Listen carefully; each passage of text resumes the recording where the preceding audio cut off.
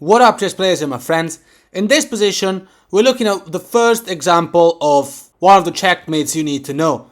So this one is the one where the opponent king is smothered by a very powerful bishop, and all you need is a rook in the last rank to give a checkmate.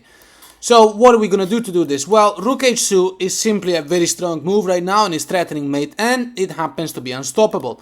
Unless white plays rook to g4, you're still going to win the game very easily because you can just simply win the rook. So let's go back a second and find the most accurate move. The most accurate move in this position, as a matter of fact, is queen takes rook. It's check, so nothing else to do for white but to take the queen, and now rook to h2, unbothered, gives an inevitable checkmate next move. In this example, we're dealing with a potential discover check or a double check. Now, double checks are stronger than discover checks, so a move like rook to f1 would be amazing if the king couldn't take the rook. It would be checkmate.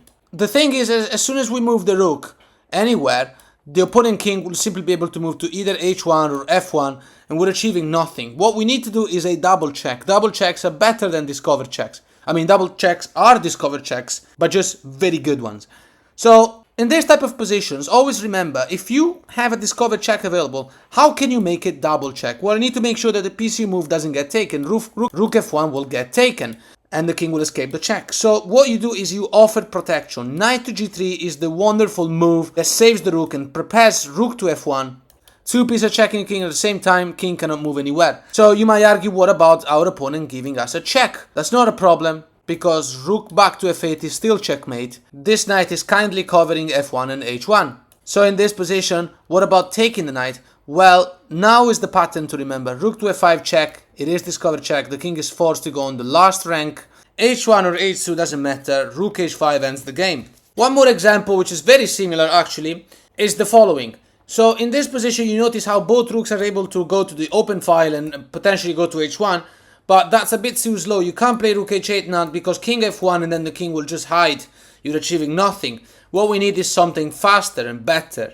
So here's the move. Rook to h1 check is a great move. King has to take the rook, but now bishop to f2. And the bishop is controlling the square g1. It's a crucial control. There is no move now, no checks for white, and the move rook h8 is an inevitable checkmate. Here's another example. Here we got loads of pieces attacking loads of squares near the king. However, it might not be very easy to find the checkmate net. Our rook is under attack. However, we can just ignore it because we can indeed recognize the mating net.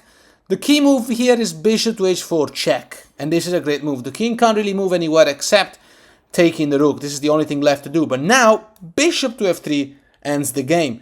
This diagonal, this one, and this one are inaccessible for the white king. White player cannot make any move that makes any sense to stop rook to h1. King to h3, still, you don't have access to g4, so where do you think you're going? Rook to h1 is mate. In this example, and this is my favorite type, the Anastasios mate is happening. This is a pattern everyone needs to know, it's extremely important. The king has an escape on the square f7 or f8. We cannot allow that to happen. The only way we have to prevent the king from going to f8 is rook to h8, which doesn't really stop the king from going to f7. However, rook e7 is checkmate. Let's assume that our opponent, after the check of the rook, will just take it. Now we play the key move knight to e7, controlling the crucial g8 square.